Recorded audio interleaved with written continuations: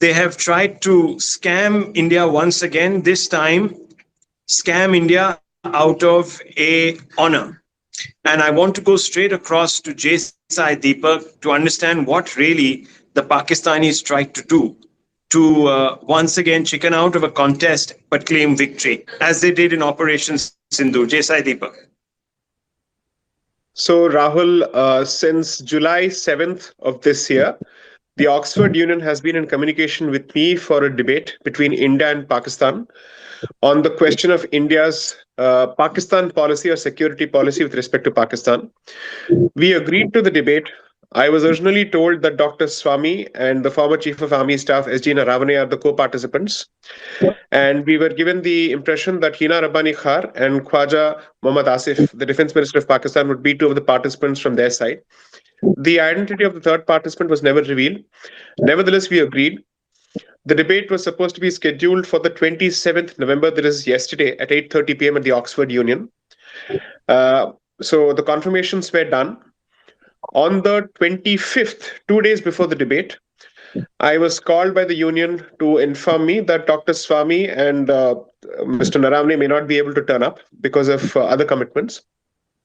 So they had reached out to Mr. Suhail Seth and Priyanka Chaturvedi, that is their version, and that they had found them as replacements to the candidates who couldn't turn up. So I agreed with it and we decided to proceed. And then a day before the debate, they tell me that even they couldn't make it because the notice was too short. So finally, they said, why don't you help us with some recommendations from within the UK so that it's easier for us to organize the logistics? I organized two people, Pandit Satish Sharma, who's articulated Indian interests in UK fairly articulately, fairly clearly, and Manu Khajuriaji, who's a well-known voice from Jammu, and who's written extensively on the terrorist attacks that Jammu has suffered, not just in Kashmir. So both of them agreed. And yesterday until 3 o'clock, all of us were set. We were supposed to travel from London to Oxford. I landed yesterday in the morning. At around 3:15 or so, I get a call from a member of the union to suddenly tell me that the Pakistanis have not landed, and therefore the debate with them is called off. And that if we were comfortable, we could come to Oxford and have a discussion with the students. I said I didn't travel all the way here to have a discussion with the students. I did this in June earlier this year.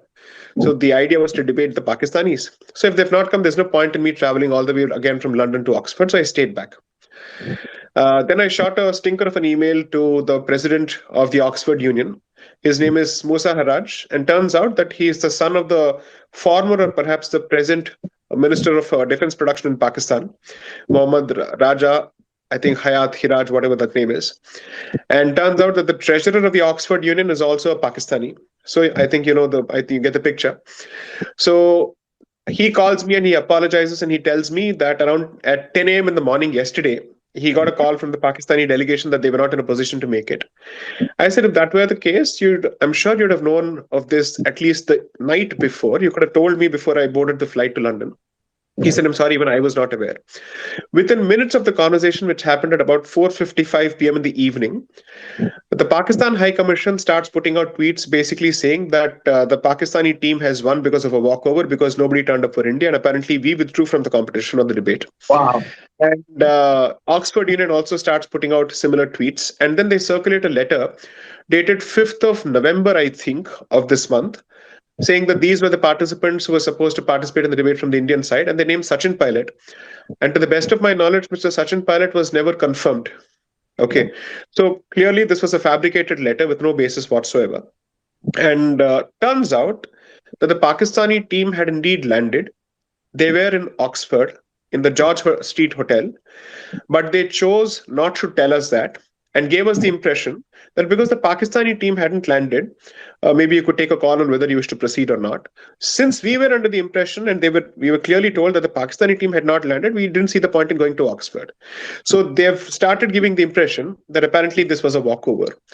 And incidentally, it just so happens that fortunately my sources have informed me that the Pakistani team is still at that hotel in Oxford. So I've put out a tweet basically saying that we are more than happy to debate. All of us are ready.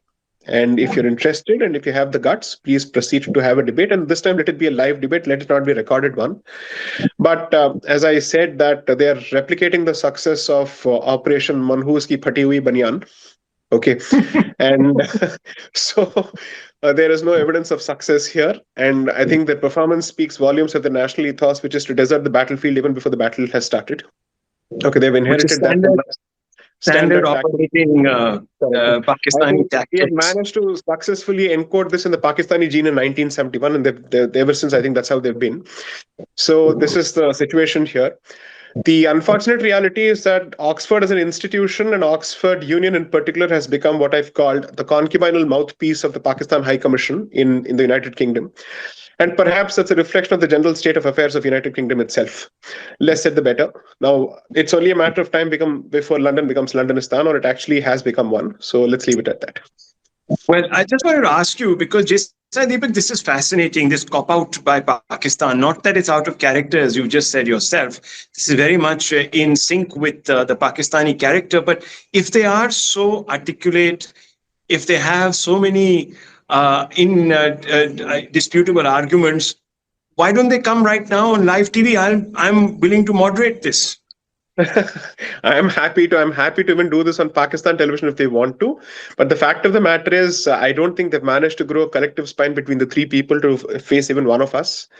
And I repeat, I'm here even until tomorrow. So if the Pakistanis have guts, and if their forefathers have granted them this courage of their conviction, and by forefathers, I don't mean FOUR, I mean FORE, we are more than happy to participate in the debate. I'm still here. So you said that you wrote to the Oxford Union and the organizers, etc. Have you heard back from them? Have they responded at all? So I got a call from Musa Harraj apologizing and saying that I'm sorry. It just so happens that I got a call in the morning and all that, but I haven't received anything in writing after my email of 4:11 p.m. of yesterday. Nothing.